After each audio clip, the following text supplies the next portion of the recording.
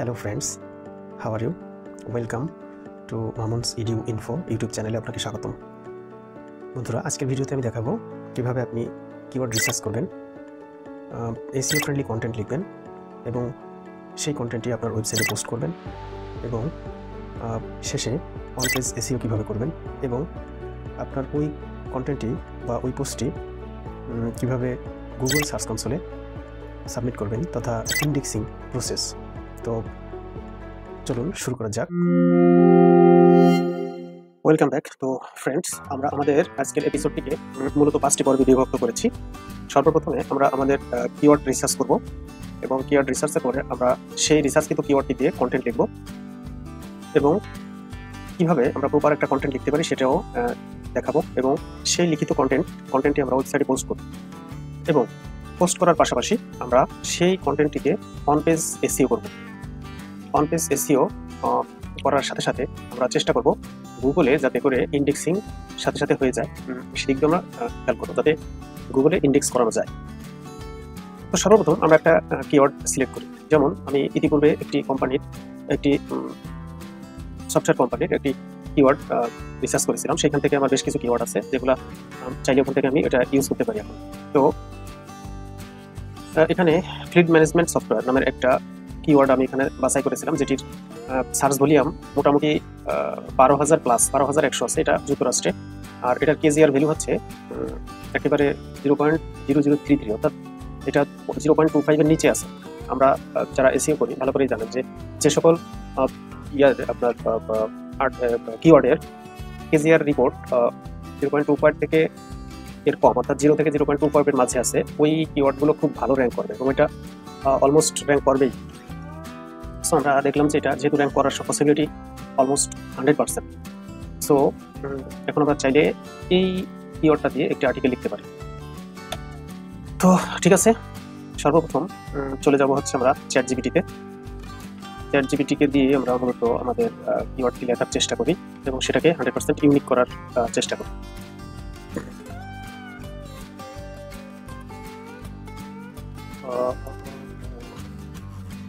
আচ্ছা,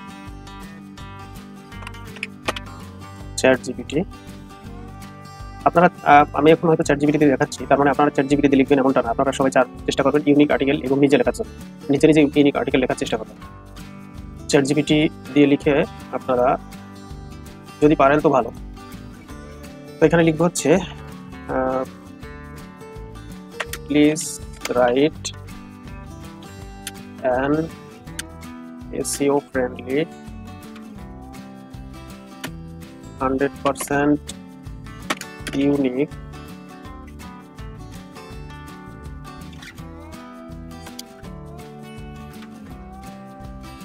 unique 2000 words article 2000 words article on যে বিষয়ের উপরে আর্টিকেলটা লিখবো অন দিয়ে সেখানে আমি এটা দিয়ে দিলাম। এটা জাস্ট আমি একটা কমেন্ট দিলাম চ্যাটজিপিটিকে। এটা আপনারা যদি কোনো আর্টিকেল পান হাই কেজিআর অর্থাৎ সার্চ ভ্যালু অনেক বেশি, সার্চ ভলিউম অনেক বেশি এবং কম্পিটিশন অনেক কম, এই ধরনের কিওয়ার্ড যদি পান সেটা আপনারা নিজেরা লিখে নেবেন অথবা চ্যাটজিপিটিকে দিয়ে লিখে নিতে পারেন। তো দেখি চ্যাটজিপিটি কি করে। হ্যাঁ, সুন্দরভাবে চ্যাটজিপিটি লিখে দিচ্ছে একটা আর্টিকেল। এবার এই আর্টিকেলটা হিউম্যানাইজ করতে হবে। খেয়াল রাখুন, একটা আর্টিকেল যখন লিখবো সেই আর্টিকেলটি যদি হিউম্যানাইজ না হয়, এই আর্টিকেলটা আপনার ওয়েবসাইটে পোস্ট করলে আপনার ওয়েবসাইটে যদি এই আর্টিকেলে প্লাগারিজম থাকে অথবা কপিরাইট ইস্যু থাকে, তাহলে কিন্তু আপনি ওটা আপনার সাইটটি বাউন্স করতে পারে অথবা বিভিন্ন রকম সমস্যা হতে পারে। অর্থাৎ এক কথায় আপনার আর্টিকেলে এই ওয়েবসাইটের সমস্যা হতে পারে। তো আপনারা কপিরাইট কোনো প্রোডাক্ট নিয়ে, কপিরাইট কোনো কন্টেন্ট নিয়ে, কপিরাইট কোনো টেক্সট অথবা কোনো ছবি ভিডিও কিছু ইউজ করবেন, সব ইউনিক ইউজ করার চেষ্টা করবেন। এখন ChatGPT machine generate AI related বা এআইতে লিখে দিচ্ছে। এখন এআই লিখে দিচ্ছে এমন একটা কন্টেন্ট যদি আমি ডিরেক্টলি চেক না করে আমার ওয়েবসাইটে আপলোড করি, এটা কিন্তু কখনোই অথেন্টিক এবং ভালো হবে না। সুতরাং এখন আমি চেষ্টা করবো যে এটা কতখানি অথেন্টিক এটা একটু চেক করবো। আপনারাও এভাবে চেক করে নেবেন যে আপনার কন্টেন্টটা কতখানি অথেন্টিক, অর্থাৎ এটা কি আসলে 1442টি আর্টিকেল ওয়ার্ড লিখে দিচ্ছে। 1442, আমি 2000 ওয়ার্ডের কমেন্ট করছিলাম। ওকে, এখন আমি দেখি যে কি পরিমাণে প্লাগারিজম আছে। এইটুকু কপি করি, কপি করে চলে যাবো হচ্ছে প্লাগারিজম চেকার। প্লাগারিজম চেকার,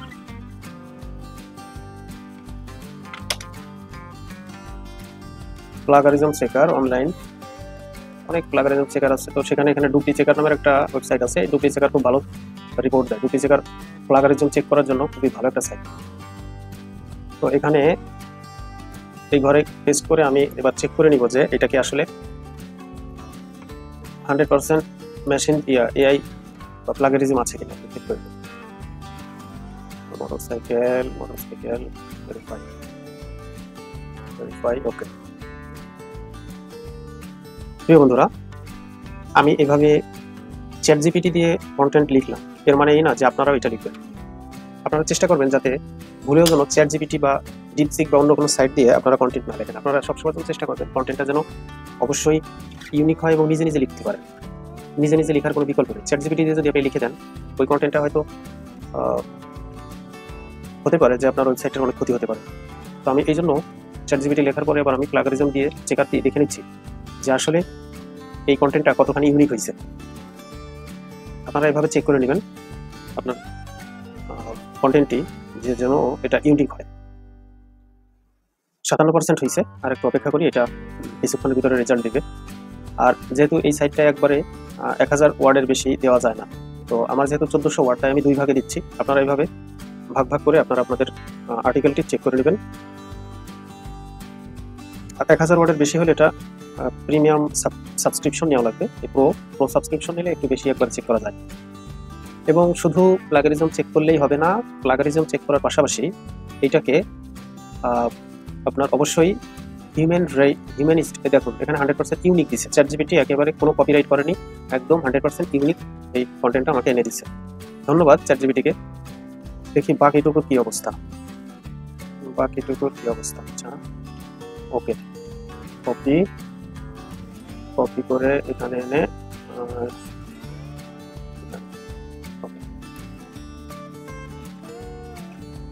আচ্ছা বাকিটুকু চেক করি যে বাকিটুকু কি ওকে প্লাগারিজম আছে কিনা। বাইসাইকেল ভেরিফাই ওকে। এবার একটু দেখি যে কি অবস্থা। এটাও সার্চ দিবে, আশা করা যায় এটুকু প্লাগারিজম পাবে না। এটা ইউনিক, যেহেতু আমি কমেন্ট দিয়েছি ইউনিকের, ও ইউনিক এনে দিয়েছে। আর ইউনিকের পাশাপাশি আমার আরেকটা কাজ করতে হবে, সেটা হচ্ছে এটাকে হিউম্যানাইজ করতে হবে। হিউম্যানাইজ বলতে এটা একটা চ্যাট জিপিটি হচ্ছে একটা এআই। কারণ ধরুন এআইতে আমাকে লিখে দিয়েছে কন্টেন্ট, এই কন্টেন্টটা তো হিউম্যান রিটেন না, মানুষের লেখা না। এটা যে কোনো ব্রাউজার থেকে যে কেউ এটা ধরে ফেলতে পারবে যে এটা হচ্ছে এআইতে লিখে দিয়েছে। তো সেক্ষেত্রে এটা আমাদের হিউম্যান যাতে এআই রাইটেন এটা ধরতে না পারে সেটাও আমাদের করতে হবে, তারপরেই এটাকে আপলোড করতে হবে। অপেক্ষা করি, কেবল 40% হয়েছে, 50%। ও এখানে প্লাগারিজম পাওয়া যাচ্ছে, শেষের অংশে প্লাগারিজম পাওয়া যাচ্ছে। তারপরে যদি সেটা সহনীয় মাত্রায় হয়, প্লাগারিজমের মাত্রাটা যদি অনেক বেশি না হয় তাহলে সমস্যা নেই। প্লাগারিজমের তো একটা লিমিটেড আছে, একটা মাত্রা আছে। যদি মাত্রাটা অনেক বেশি হয়ে যায়, সেটা 50%, 60%, 40%-এর বেশি হয়ে যায়, তখন সেটাকে আমাদের বিপদের কারণ। কিন্তু 74% বা এখানে 80% বা 91%-এর ভিতরে 6% হয়েছে, এটা ডাজন্ট ম্যাটার, এটা নিয়ে ভয়ের কোনো কারণ নেই। 100%-এর ভিতরে 94% হচ্ছে ইউনিক, 6% প্লাগারিজম পাওয়া গেছে। তাও কোথায় কোথায় পাওয়া গেছে দেখি। এইখানে এই লাইনটুকু 4% সিমিলার, মানে এই কন্টেন্টের সাথে 4% মিলে গেছে। এরপরে আছে কি আচ্ছা এইখানে আরেকটা লাইন আছে যেটা 7% মিলে গেছে এই আর্টিকেলটার সাথে। ওকে, নো প্রবলেম, এটার জন্য কোনো সমস্যা নেই। আমরা ধরে নিতে পারি যে এটা মোটামুটি 100% প্লাগারিজম ফ্রি। এখন যে কাজটা করবো সেটা হচ্ছে হিউম্যানাইজ করে নিব। এটা কিন্তু এআই রিলেটেড, এআই এই টুলস, এটা যে এআই তে লিখেছে এটা সবাই জানে, সবাই বুঝবে। তো আমরা চাই যে এটা এআই না হোক। আচ্ছা, ডুপ্লি চেকার দিয়েই করা যায় এটা।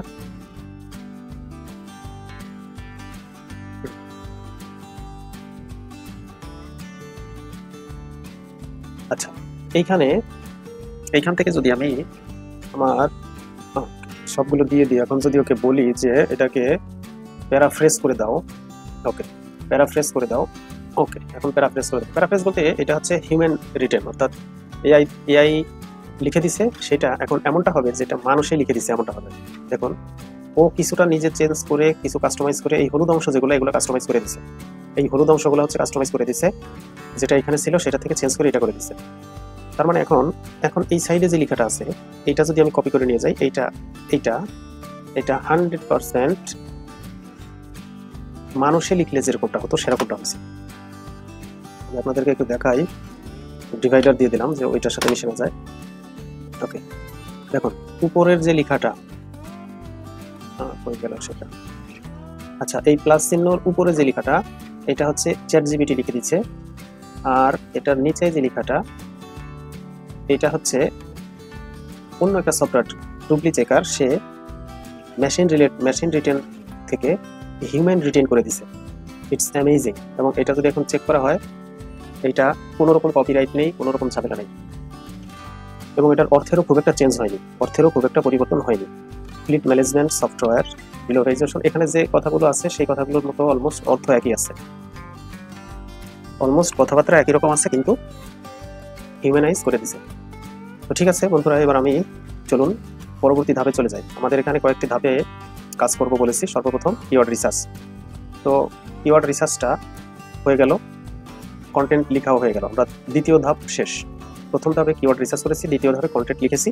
এবার তৃতীয় ধাপ হচ্ছে আমাদের ওয়েবসাইট পোস্ট, অর্থাৎ এই কন্টেন্টটা যেটা এখন লিখলাম, এই কন্টেন্টটা এখন আমরা আমাদের ওয়েবসাইটে পোস্ট করব। ওয়েবসাইটে পোস্ট করার জন্য আমাদের সিম্পলি এই মুহূর্তে আমাদের চলে যেতে হবে হচ্ছে আমাদের ওয়ার্ডপ্রেসের সি প্যানেলে। ওকে, তো সর্বপ্রথম আমরা চলে যাবো আমাদের ওয়ার্ডপ্রেসের ড্যাশবোর্ডে যেতে হলে আমাদের লিখতে হবে হচ্ছে www. আমার ডোমেইন নেম, তারপরে হচ্ছে /wp-admin, এটা দিয়ে ইন্টারে হিট করলে চলে আসবে ওয়ার্ডপ্রেসের dashboard. Okay, simply log in করলে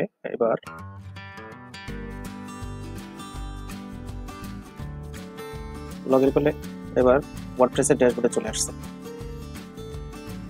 হ্যাঁ, ওয়ার্ডপ্রেসের ড্যাশবোর্ডে আসার পরে এইবার এখান থেকে পোস্ট থেকে নিউ পোস্ট। ওকে, যেহেতু আমরা ফুল আর্টিকেল লিখে সেই আর্টিকেলটাকে পোস্ট করব এবং এটাকে 100% এসইও করে এটাকে গুগলে ইন্ডেক্সিং করব। তো আমরা যে পোস্টটি লিখেছিলাম এবং হিউম্যানাইজ করেছিলাম, এইটা হচ্ছে সেই পোস্ট। পুরো পোস্টটাকে কপি করলাম, কপি করার পরে এইটাকে আমাদের বন্ধুরা আপনারা খেয়াল করবেন, এইটা হচ্ছে আমাদের পোস্টের টাইটেল এবং এটা হচ্ছে পোস্টের ডিসক্রিপশন। আমরা আমাদের ডিসক্রিপশনে সম্পূর্ণ আর্টিকেলটি পেস্ট করে দিব। ওকে, আমাদের ডিসক্রিপশনে সম্পূর্ণ আর্টিকেল পেস্ট করে দিয়ে এইবার এই হেডিংটুকু এখান থেকে কপি করে নিয়ে কাট করে নিয়ে টাইটেলের ঘরে বসিয়ে দেব। ওকে, আচ্ছা এবার আমরা খেয়াল করি আমাদের ফোকাস কিওয়ার্ডটা কি ছিল। যেহেতু এবার আমাদের পোস্ট করা হয়ে গেছে, এখন আমাদের এটাকে এসইও করতে হবে। তো বন্ধুরা খেয়াল করতে হবে যে এসইও করতে হলে আমাদের এই কন্টেন্টটার নির্দিষ্ট একটা ফোকাস কিওয়ার্ড থাকবে এবং সেই ফোকাস কিওয়ার্ডটার উপরে ডিপেন্ড করে আমাদের এই কন্টেন্টটা গুগলে র্যাঙ্ক করবে। আমরা ইতিপূর্বে একটা ফোকাস কিওয়ার্ড নির্বাচন করে রেখেছিলাম, সেটি হচ্ছে ফ্লিট ম্যানেজমেন্ট সফটওয়্যার, যেটা আমরা ফোকাস কিওয়ার্ড হিসেবে আগেই নির্ধারণ করেছি। অন পেজ এসইওর প্রথম রুল, একদম ফার্স্ট রুল হচ্ছে আমাদের যে ফোকাস কিওয়ার্ডটা সেটা অবশ্যই টাইটেলের ভিতরে ফোকাস কিওয়ার্ড থাকতে হবে। আমি আবার রিপিট করছি, অন পেজ এসইওর প্রথম রুল হচ্ছে টাইটেলের ভিতরে ফোকাস কিওয়ার্ড থাকতে হবে, অর্থাৎ এটা হচ্ছে আমাদের টাইটেল, এটার ভিতরে ফোকাস কিওয়ার্ড থাকতে হবে। আমরা আবার দেখি টাইটেলের ভিতরে ফোকাস কিওয়ার্ড আছে কিনা। ফ্লিট ম্যানেজমেন্ট সফটওয়্যার, অর্থাৎ টাইটেলের ভিতরে আমাদের ফোকাস কিওয়ার্ডটি আমরা পেয়েছি। ওকে, এটা ফোকাস কিওয়ার্ডটা কপি করে রাখি। এরপরে দেখি ডিসক্রিপশনের ভিতরে মেটা ডিসক্রিপশনের ভিতরে ফোকাস কিওয়ার্ড আছে কিনা। মেটা ডিসক্রিপশন বলতে টাইটেলের পরেই মনে করেন এইখান থেকে এই পর্যন্ত এই অংশটা হচ্ছে মেটা ডিসক্রিপশন। মেটা ডিসক্রিপশন অর্থাৎ ডিসক্রিপশনের শুরুর 60 ওয়ার্ড অথবা 60 ক্যারেক্টার বলা যেতে পারে, 60 ক্যারেক্টার না 60 ওয়ার্ড বা 3 লাইন ধরতে পারেন। প্রথম 2 থেকে 3 লাইন হচ্ছে মেটা ডিসক্রিপশন। এই মেটা ডিসক্রিপশনের ভিতরে অবশ্যই আমাদের এই ফোকাস কিওয়ার্ডটা থাকতে হবে। এসইওর 2 নম্বর রুল বলছি, মেটা ডিসক্রিপশনের ভিতরে ফোকাস কিওয়ার্ড থাকতে হবে। 1 নম্বর বলছি টাইটেলের ভিতরে ফোকাস কিওয়ার্ড থাকতে হবে। প্রিয় বন্ধুরা, আপনারা অবশ্যই এই বিষয়গুলো খেয়াল করে লক্ষ্য করে আপনাদের আর্টিকেলে পোস্ট করবেন এবং সেটি 100% গুগলে র্যাঙ্ক করবে। আমি যে প্রসেসে কিওয়ার্ড রিসার্চ করেছি, যে প্রসেসে কিওয়ার্ড কন্টেন্ট পোস্ট করছি এবং এটাকে এসইও করতেছি, এটা হচ্ছে অন পেজ এসইওর স্টেপ। এবার এই অন পেজ এসইওর স্টেপগুলো ফলো করবে। অন পেজ এসইওর ফার্স্ট স্টেপ ছিল টাইটেলে ফোকাস কিওয়ার্ড থাকতে হবে। 2 নম্বর স্টেপ ছিল মেটা ডিসক্রিপশনের ভিতরে ফোকাস কিওয়ার্ড থাকতে হবে। মেটা ডিসক্রিপশনের ভিতরে কি ফোকাস কিওয়ার্ড আছে? ফ্লিট ম্যানেজমেন্ট সফটওয়্যার আছে, ফ্লিট অপারেশন সফটওয়্যার আছে। এখানে আমাদের যদি মেটা ডিসক্রিপশনের ভিতরে ফোকাস কিওয়ার্ড না থাকে, এটা আমাদেরকে ম্যানুয়ালি ইনপুট করে দিতে হবে। আচ্ছা, এখানে যেহেতু ফ্লিট ম্যানেজমেন্ট সফটওয়্যার আছে, আমরা ফ্লিট অপারেশন সফটওয়্যারের এখানে ফ্লিট ম্যানেজমেন্ট সফটওয়্যারটাই উল্লেখ করব। তার কারণ অন পেজ এসইও রুল অনুযায়ী ডিসক্রিপশনে মেটা ডিসক্রিপশনে 100% ফোকাস কিওয়ার্ড থাকতে হবে, তাই ফোকাস কিওয়ার্ড দেওয়া হবে। অন পেজ এসইওর 3 নম্বর রুল হচ্ছে H1, H2, H3 tag heading use করা। অর্থাৎ এইটা হচ্ছে H1, এইটা হবে H2, অর্থাৎ এটা প্যারাগ্রাফ আকারে আছে, এটাকে আমাদের হেডিং এ কনভার্ট করতে হবে। হেডিং কিন্তু এটা H2 তে আছে। আর এই প্রত্যেকটা হেডিং এর ভিতরে ফোকাস কিওয়ার্ড ইনপুট করতে পারলে সবচেয়ে ভালো, যদিও সেটা সম্ভব নাও হতে পারে, তবে চেষ্টা করতে হবে যে H1, H2, H3 এই হেডিং এর ভিতরেও ফোকাস কিওয়ার্ড রাখার। যেমন ফ্লিট ম্যানেজমেন্ট সফটওয়্যার, আপনারা খেয়াল করুন আমার এই ফোকাস এই হেডিং এই টাইটেলটার ভিতরে বা এই হেডিংটার ভিতরে ফোকাস কিওয়ার্ড আছে। On page SEO 3 number rule, এই হেডিং এর ভিতরে এইগুলো হচ্ছে হেডিং নম্বর 2, এই হেডিং এর ভিতরে ফোকাস কিওয়ার্ড থাকতে হবে। এইবার আমি পর্যায়ক্রমে পুরো কন্টেন্টটার হেডিং এ বিভক্ত করব। এটা হচ্ছে হেডিং নম্বর 2, এটাকে রাখবো হেডিং নম্বর 3, এটাকে রাখবো হেডিং নম্বর 3। এখানেও ফ্লিট ম্যানেজমেন্ট সফটওয়্যার, মানে এই হেডিংটার ভিতরেও আমার ফোকাস কিওয়ার্ড আছে। আপনারা অন পেজ এসইওর 3 নম্বর রুল দেখছেন। এটা হচ্ছে সাব হেডিং। তো সাব হেডিং এর ভিতরে ফোকাস কিওয়ার্ডটা ইম্পর্টেন্ট না, এটাকে আমরা H4 এ দিয়ে দিই। এটা সাব হেডিং যেগুলো সেগুলো H4 এ দিবেন বা H3 তে দিবেন। H4 সাব হেডিং এর ভিতরে ফোকাস কিওয়ার্ডটা ম্যান্ডেটরি না, তবে হেডিং এর ভিতরে অবশ্যই ফোকাস কিওয়ার্ড থাকতে হবে। H4 যেহেতু সাব হেডিং, অর্থাৎ এটা হচ্ছে মেইন হেডিং, এটার ক্যাটাগরি হিসেবে এগুলো হচ্ছে এখানে সাব হেডিং গুলা প্যারাগ্রাফ আকারে আছে, এটা আমাদেরকে ম্যানুয়ালি সাব হেডিং এ কনভার্ট করতে হবে।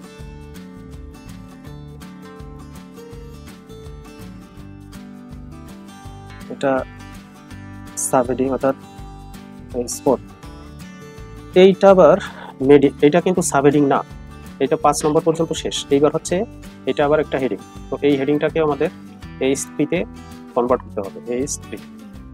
এবং এটার ভিতরে অবশ্যই ফোকাস কিওয়ার্ড থাকতে হবে। দেখুন ফ্লিট ম্যানেজমেন্ট সফটওয়্যার, এটা হিউম্যানাইজ করছি, আমি নিজে লিখিনি, তারপরেও এখানে কত সুন্দরভাবে এসইও অন পেজ এসইও রুলগুলো মেনটেন করে আর্টিকেল লিখে দিছে এবং এটা জাস্ট অ্যামেজিং।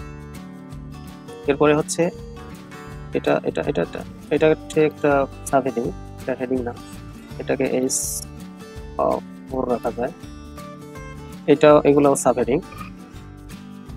হেডিং গুলা কখনো ফোকাস কিওয়ার্ড ম্যান্ডেটরি না, হেডিং এর ভিতরে অবশ্যই দিতে হবে।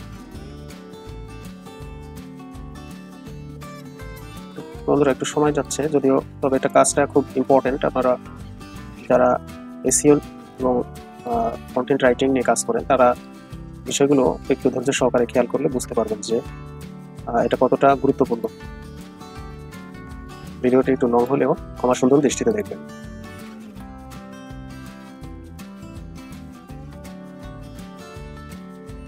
আর যদি কারো কোনো প্রশ্ন থাকে কমেন্ট বক্সে লিখে দিন, চেষ্টা করব যে সমস্যার সমাধান করতে।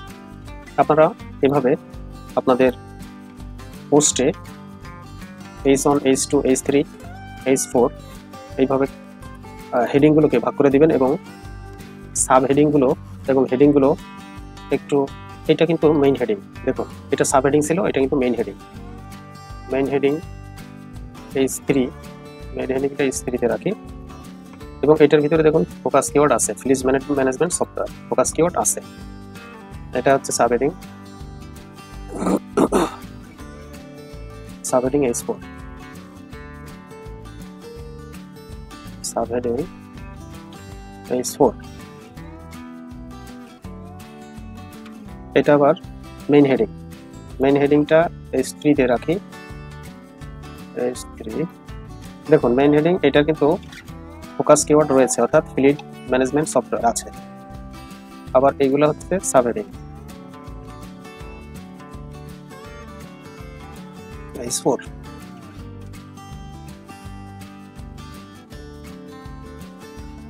H4, H4,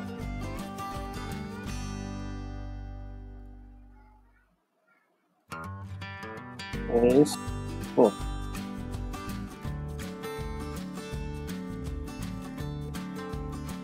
H4।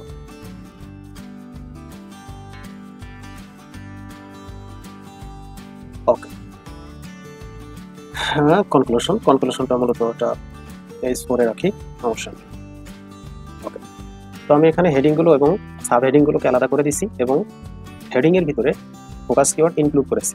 এসইওর 1 নম্বর রুল বলেছিলাম টাইটেলে ফোকাস কিওয়ার্ড থাকবে, 2 নম্বর বলেছিলাম মেটা ডিসক্রিপশনে ফোকাস কিওয়ার্ড থাকবে, 3 নম্বর রুল বলেছিলাম হেডিংয়ের ভিতরে ফোকাস কিওয়ার্ড থাকবে। এবং অবশ্যই হেডিংগুলো H1, H2, H3 এইভাবে হেডিং এবং সাব হেডিংকে বিভক্ত করে করে পুরো কন্টেন্টটাকে সাজাতে হবে এবং সম্ভব হলে টেবিলের ভিতরে আর্টিকেলের ভিতরে টেবিল ইনক্লুড করতে হবে। টেবিল ইনক্লুড করলে এসইও স্কোর বৃদ্ধি পায়। যদিও আমি টেবিল ইনক্লুড করতে পারিনি, এটা আসলে ঠিক হয়নি, টেবিল দেওয়া উচিত ছিল।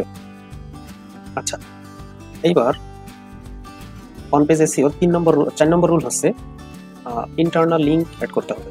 ইন্টারনাল লিঙ্ক কাকে বলে? যেমন ধরুন আমি এখন dishamoni.com এই ওয়েবসাইটে পোস্ট করতেছি। এই dishamoni.com এর এই ওয়েবসাইটের ভিতরে অন্য যে কোনো পোস্টের লিঙ্ক আমাকে এখানে এই কন্টেন্টে লিঙ্ক আপ করতে হবে। এটা হচ্ছে অন পেজ এসইওর একটি ইম্পর্টেন্ট রুল। আমি আবার বলছি, ইন্টারনাল লিঙ্ক অ্যাড করতে হবে, ইন্টারনাল লিঙ্ক অ্যাড করতে হবে। আচ্ছা, এখন একটা ইন্টারনাল লিঙ্ক অ্যাড করি। ওকে ওকে ওকে, আমি চাচ্ছি যে কোনো একটা ওয়ার্ডের সাথে আমি আমার ইন্টারনাল লিঙ্ক অ্যাড করব।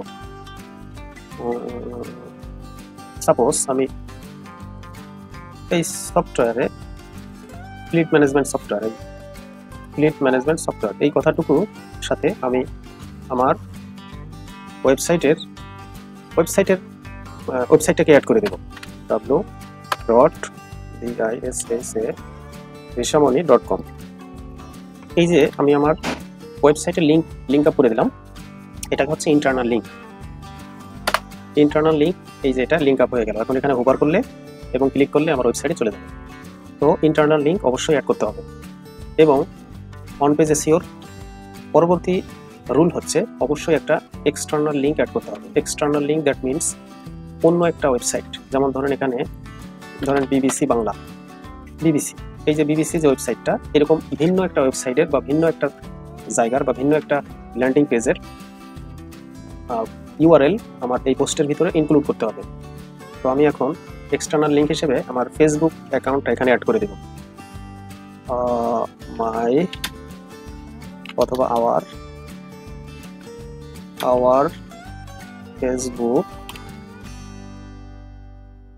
Facebook page. ওকে, এই যে ফেসবুক কথাটা, এই ফেসবুক পেজ কথাটা এখানে কেউ ক্লিক করলে আমাদের ফেসবুকে চলে যাবে। তো ফেসবুকের পেজটা আমি এখান থেকে ফেসবুকের ইউআরএলটা এখানে অ্যাড করে দেব।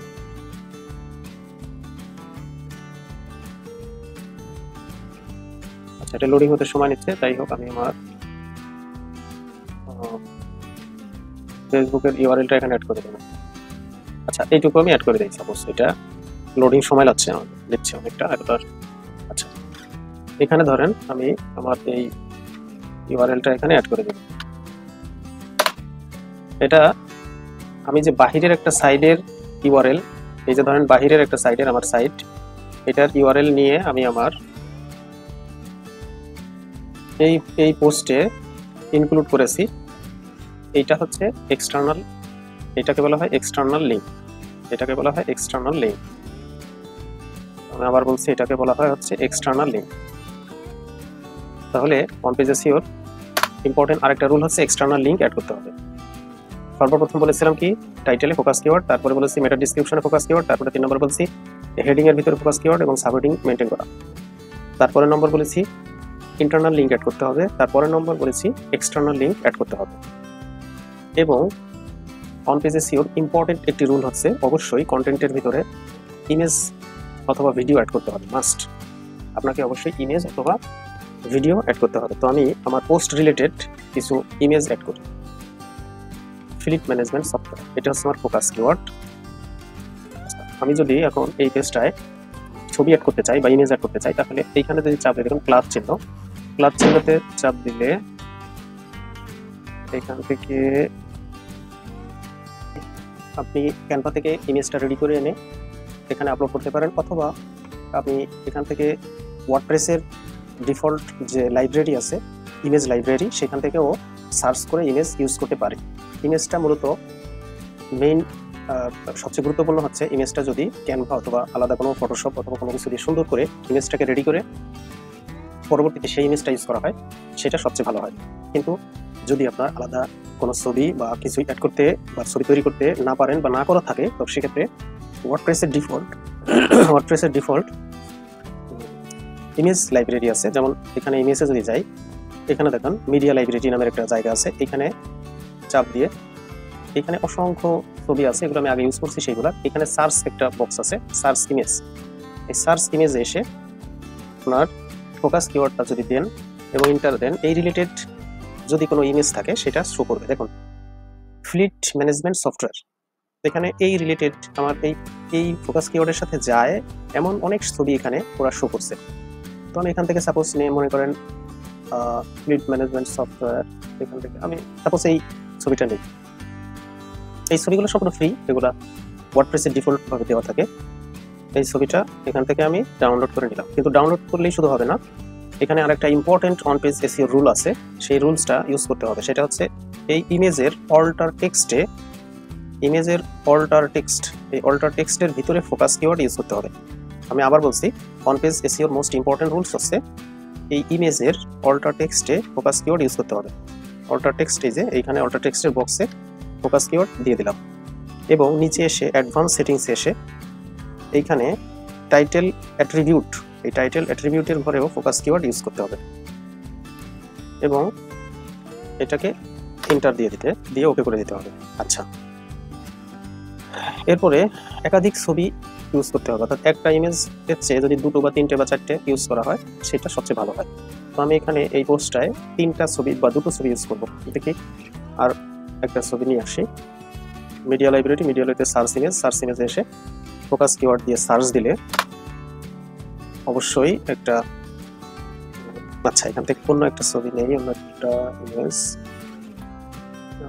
কোনটা নেওয়া যায়। আচ্ছা, আমি এখান থেকে এটাই নেই। আচ্ছা ঠিক আছে, অরিজিনাল এটা নিলাম। এটা গাড়ি রিলেটেড পোস্ট, অটোমোশন, অর্থাৎ গাড়িতে সফটওয়্যার ইউজ করে কাজ করা যায় সেটা। এটাকে আমি আমার পোস্টের ভিতরে অল্টার টেক্সটে ফোকাস কিওয়ার্ড দিয়ে দিলাম, ইমেজের অল্টার টেক্সটে ফোকাস কিওয়ার্ড, এরপরে অ্যাডভান্স সেটিংস, অ্যাডভান্স এসে অ্যাট্রিবিউট, ওটা টাইটেল অ্যাট্রিবিউটে ফোকাস কিওয়ার্ড। এবং যেহেতু এই ছবিটা কেমন বিস্তৃত দেখাচ্ছে, ছবিটা একটু লম্বাটে হয়ে গেছে, তো এটাকে আমি ছবির এখানে অ্যাডভান্সে যে ছবিটা ডিফল্ট আছে, এটাকে আমি রোটেট দিয়ে দিই, তার ছবিটা গোল হবে। আচ্ছা, তো আমার অন পেজ এসইওর ইম্পর্টেন্ট একটা রুল ছিল, ইমেজ ইউজ করা এবং ইমেজের অল্টা টেক্সটে ফোকাস কিওয়ার্ড দেওয়া, সেটা ইউজ করেছি। এবং অন পেজ এসইও আরেকটা ইম্পর্টেন্ট, অর্থাৎ এটা সবচেয়ে বেশি ইম্পর্টেন্ট, সেটা হচ্ছে কিওয়ার্ড ডেন্সিটি 1 থেকে 2% ভিতরে থাকতে হবে। আমি বিষয়টা আবার বলি, ফোকাস কিওয়ার্ড অর্থাৎ এই ফোকাস কিওয়ার্ডের ডেন্সিটি অর্থাৎ ঘনত্ব 1 থেকে 2% ভিতরে থাকতে হবে।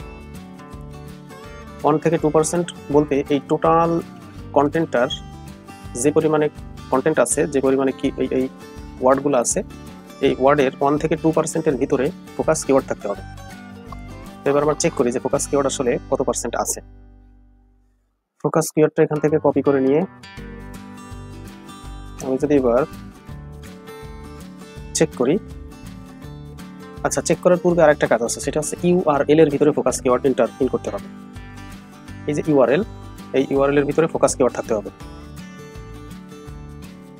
ইউআরএল এ ফোকাস কিওয়ার্ড দিতে হলে আমাদের এইখানে আসতে হবে, এডিট স্লিপ, এটা আসে এডিট স্লিপ এডিট। এখানে আসার পরে এই যে টাইটেল লেখা, এই টাইটেলের ভিতরে ফোকাস কিওয়ার্ড দেওয়া আছে, ওইটা আমরা দিয়ে দিলাম। আর হচ্ছে এই যে পারমালিঙ্ক, এই পারমালিঙ্কটাই হচ্ছে এই ইউআরএল।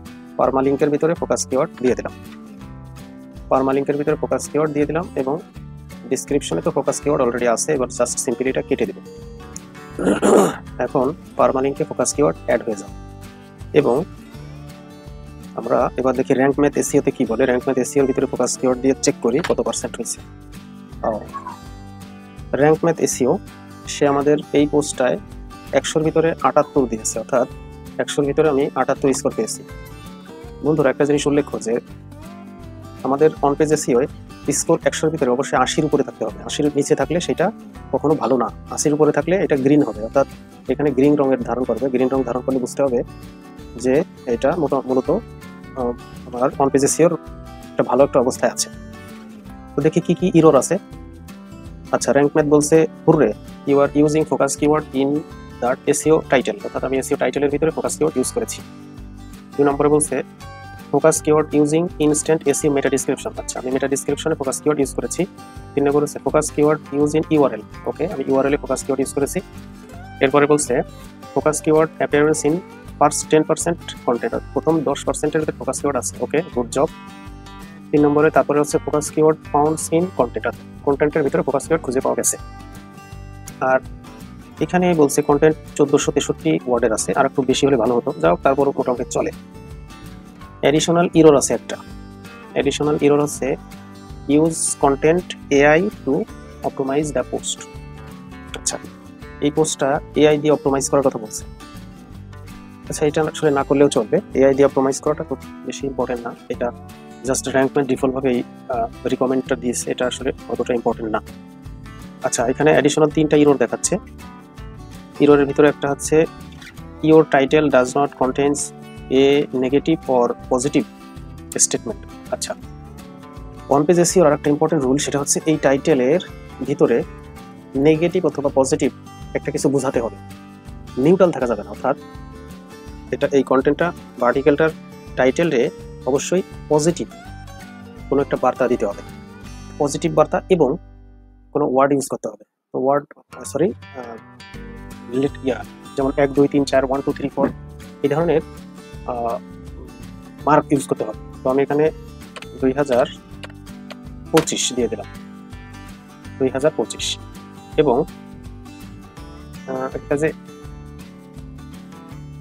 ইয়েস অর নো যে কোনো একটা দিলে, ফ্লিট ম্যানেজমেন্ট সফটওয়্যার রিনোভেন্ট ট্রান্সপোর্ট অ্যান্ড লডিং, ইয়েস দিয়ে দেই, ওয়াই ইয়েস। তার মানে এটা একটা পজিটিভ বার্তা বহন করে। আচ্ছা আচ্ছা, তারপরে বলছে হচ্ছে your title does not contains power word, কোনো পাওয়ার ওয়ার্ড নেই। SEO title does not contains a number, অর্থাৎ নাম্বার নেই, এই নাম্বার দেওয়া হয়েছে 2025। আচ্ছা, এটা তো এখানে শো করছে না, শো করবে। আচ্ছা, এরপরে হচ্ছে ইরর কি আছে, আর একটা ইরর হচ্ছে content you does not seem be using table. আচ্ছা, আমি কোনো টেবিল ব্যবহার করিনি। আচ্ছা, টেবিল ব্যবহার করিনি সেটা বলছে। আচ্ছা, চ্যাটজিপিটি কে দিয়ে একটা টেবিল তৈরি করে নিয়ে আসি, fleet management software, copy, ChatGPT কে বলি একটা টেবিল তৈরি করে দিতে। চ্যাটজিপিটি প্লিজ মেক এ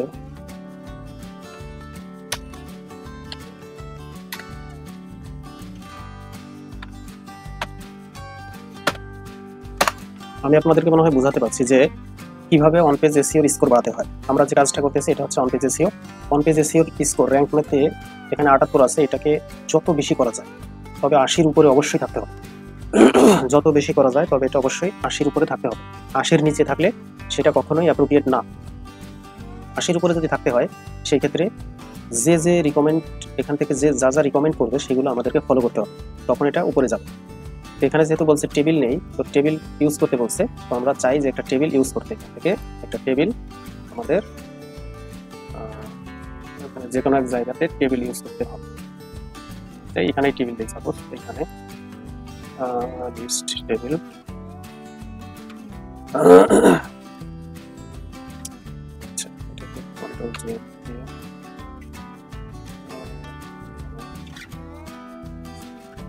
প্যারাগ্রাফে নিয়ে টেবিল পোস্ট করলে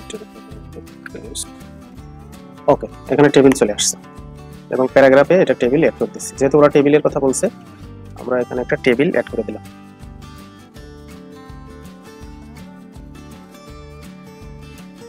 আচ্ছা, টেবিল অ্যাড করলে এখানে এক স্কোর বাড়ছে, অর্থাৎ ছিল হচ্ছে 78, এটা 79 হয়েছে, আরো এক বাকি আছে 80 হতে। আচ্ছা দেখি এখানে কি এডিশনাল ইরর আছে। এইসব ইরর দেখাবে, এটা কোনো ব্যাপার না, এটা ঠিক হয়ে যাবে। আচ্ছা, আর একটা ছবি ইউজ করি, দেখি কি হয়। আমরা চাই যে অবশ্যই 80-র উপরে থাকুক। 80-র নিচে কোনো পোস্ট আমরা পাবলিশ করব না। 80-র নিচে আপনারা কেউ কখনো পোস্ট পাবলিশ করবেন না, অর্থাৎ 100% চেষ্টা করবেন যে আপনার অন পেজ এসইও স্কোর 80-র উপরে যেন থাকেই। 80-র নিচে কোনো পোস্ট পোস্ট করবেন, কোনো পোস্ট ব্যবহার করবেন, মানে পাবলিশ করবেন না। এটা খুব ইম্পর্টেন্ট একটা বিষয়, কিন্তু এটা মনে রাখবেন। এবার আর একটা ছবি ইউজ করে দিচ্ছি, যেখানে এক জায়গায় একটা ছবি ইউজ করবো। অনেক সময় ইমেজ ইউজ করলে স্কোরটা বৃদ্ধি পায়।